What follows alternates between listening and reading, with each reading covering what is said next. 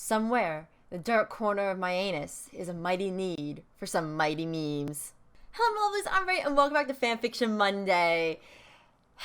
Look, my interest is becoming just devolving slowly into just mayhem, along with this channel and all my content. But that is assuming I had content in the first place. Anyways, yes, this is a Vocaloid fanfiction called Vocaloid Agents. I don't really know why I decided to read this one. I just kind of looked at it and I was like, what the fuck? And I started reading, I was like, what the fuck? And then based the story of all my fanfiction, just what the fuck and what the fuck. And this one was what the fuck. So we're gonna do this shit. I don't remember the plot of this whatsoever. Yeah. So it's gonna be a hella good time. Let's go. Chapter 1. A plan. 1209, Tokyo, Japan. Somewhere in a dark alley. He'll never discover the truth, she yelled. I doubt it, he yelled back. He lifted the katana at her waist. She screamed in horror as the katana split her open, her metallic scented blood covering the cement. And that's just the beginning, he thought as he walked away from the crime scene. What? Great start. Thank you, author-chan. I'm glad that they had a katana because life. Oh, this is gonna be a good time. Aya's point of view. Give it back! I heard Rin yell at her brother. But I didn't take it, I promise! He yelled back. Len, you dumbass, what did you take this time? Mako yelled. You probably didn't take anything. Quit trying to blame the boy. He's just a kid. Gakapo said to Mako. Yeah. I gotta give Kaito the dumbass voice because Kaito. Kaito chimed in. Oh, shut up, both of you. Lucas said to Gakapo and Kaito. Len, give back whatever it is you took and apologize. Lucas said to Len. I said I didn't take it, he yelled once again.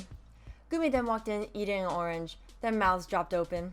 This orange is so yummy, she yelled, orange juice dripping down the sides of her mouth. You thief! Rin yelled, waving her arms at Gumi. Everyone began talking at once, blaming one another about stuff. Because, you know, everyone's just yelling. There's nothing else. They just either yell or they say something. Like, there's nothing else. And I don't feel like yelling today, so fuck you. Miku, one of our masterminds, then walked in. Guys, shut your pie holes. Rin, there's plenty of yummy oranges on the table. And Gumi, we've got some carrots too, so everyone calm down.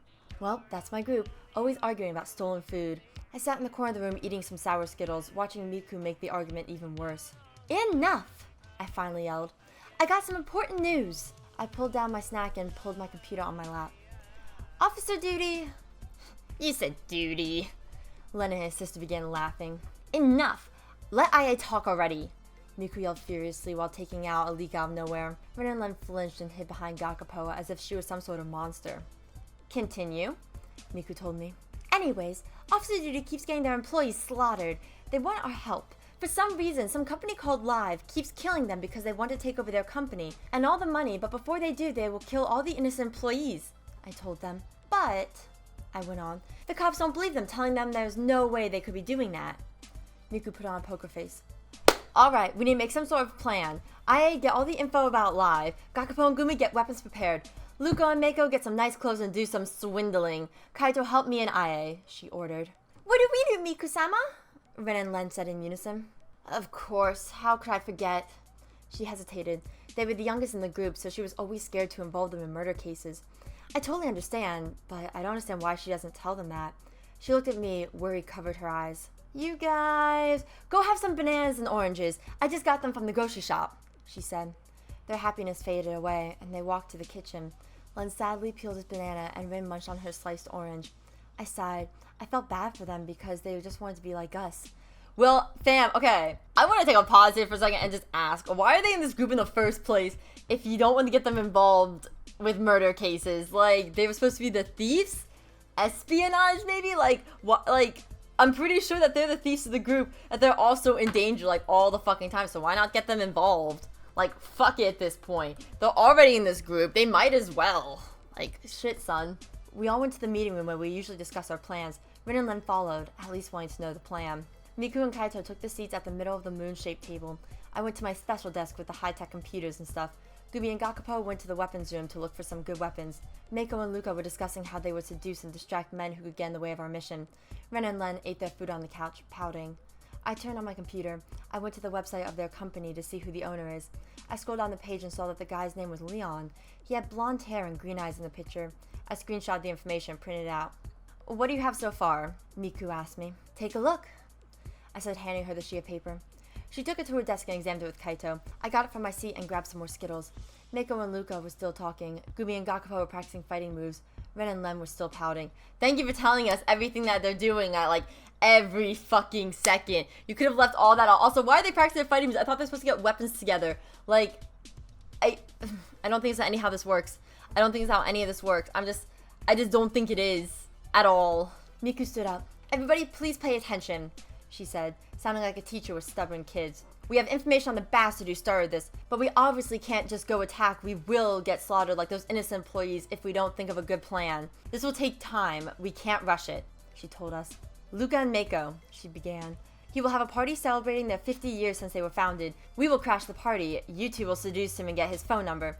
That's when you'll hack into his phone. If anything goes wrong, Gumi and Gakupo, that's when you'll come. Me and Kaito will make sure the plan goes smoothly. Got it, everyone? Yes, Meiku-sama, we all said in unison, and we began our foolproof plan. Look, this isn't what we call a foolproof plan. This is what we call a bad idea waiting to happen. That's not how this works. That's not how any of this works. Like, how did you find this? Like, you literally took like 5 minutes, printed out some basic info that everybody has access to, and then like went on to talk about plan. You're like, we can't rush this. All right, so here's the plan. What the actual fuck?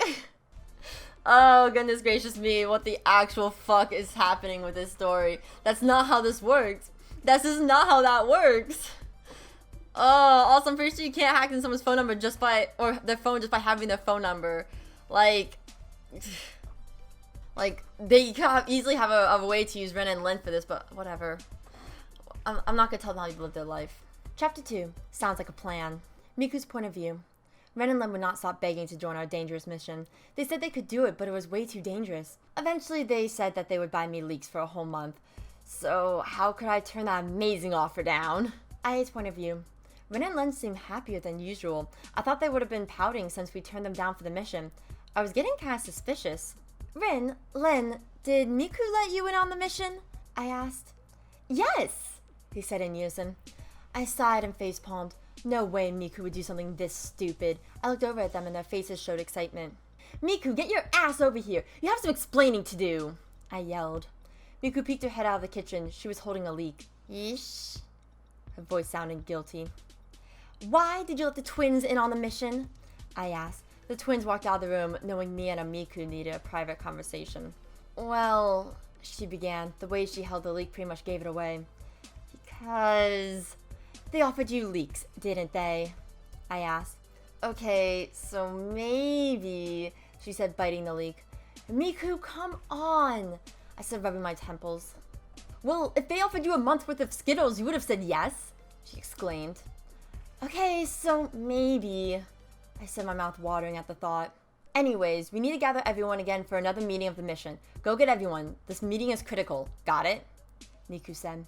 Alright, I'm on it, I said. I don't know, but there's something about like the writing style that's actually getting on my nerves when I'm reading it. Like, is this something about it just seems unnatural. I'm not sure what it is either. It's just like as I'm reading it, I'm like, this doesn't feel right. I feel like this isn't right. But it is, and it's just bothering me so much. I don't know what it is still. This is actually killing me down the inside. I gathered everyone over to the Krypton Agency meeting room. We need to make a plan quickly. More and more people are dying, Miku told us as soon as everyone was in the room. Miku's right. Anyone got a plan? Said Kaito. We just had a plan. We just had a fucking plan. Like, literally last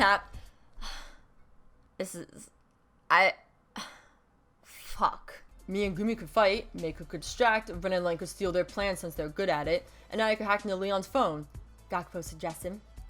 Not bad, Miku said, but we need to make sure the plan goes smoothly. Me and Kaito make sure of that. Oh, and Luca, help me look pretty, Mako said. Okay, I'll make sure of it. What if something goes wrong? Gumi asked. You're right, Kaito said. We will need plan B. Me and Miku will think of it while you guys get ready. The party is tomorrow night, so hurry. Yeah, on it, sir. I went to my desk and took out my laptop. I have some hacking codes to learn for tomorrow night. You should already know these things, fam, but okay. Also, the voices keep changing because I cannot remember them to save my fucking life. Rin's point of view. I'm so excited. This is one of my first missions. Miku made me and Lenny-kun go and stay in the car to make sure nobody sees them. Me and Len prepared clothes with big pockets to hide stolen things. Luka-chan prepared makeup to make us look more age-appropriate for the kind of party it was. Aya-chan seemed a little worried about us, though. Me and Len overheard the conversation she had with Miku. But I wanted to know we'll be okay. I don't want to worry her. Miku's point of view. Me and Kaito quickly came up with plan B. If anybody is to know about us crashing the party, we get Gakubu over. Gumi fights off others. We will get Luka to disguise us if anything gets critical. Aya will hack into their devices and make sure they can't do anything to us. Sounds foolproof. Again, fam, that's not how this works. And that's the end of chapter 2. And I think that's all I can handle reading because this, I feel like there's something about this that's just bothering me a lot. I don't know what it is still, but there's something about the writing styles killing me on the inside. And like, I like the concept a lot, but very poorly executed because I'm pretty sure that's not how half this stuff works. Like, what? Like, what's the time frame on this? It's like this is happening in like the span of like an hour or two. That's what I'm getting from this, is that this happened like within an hour or so of finding out the mission. And then, like, an hour later being like, alright, we gotta go to this party and crash this shit. I know we needed, like, a foolproof plan because we on one shot, we don't want to die and stuff. But fuck it. We got this. Okay. But yeah, so that was Vocaloid Agents. As always, the story will be in the description down below if you guys want to finish reading it for yourself.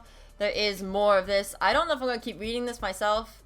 I honestly don't, just because, like, it makes me want to die on the inside, low-key. Just always. That being said, don't forget to like, comment, subscribe, check out my other videos, recommend me stories, whether it's the fan fiction or the fandom. I'm always looking for suggestions. Don't forget to stay mythical, and I will see y'all next time. Goodbye, my lovelies.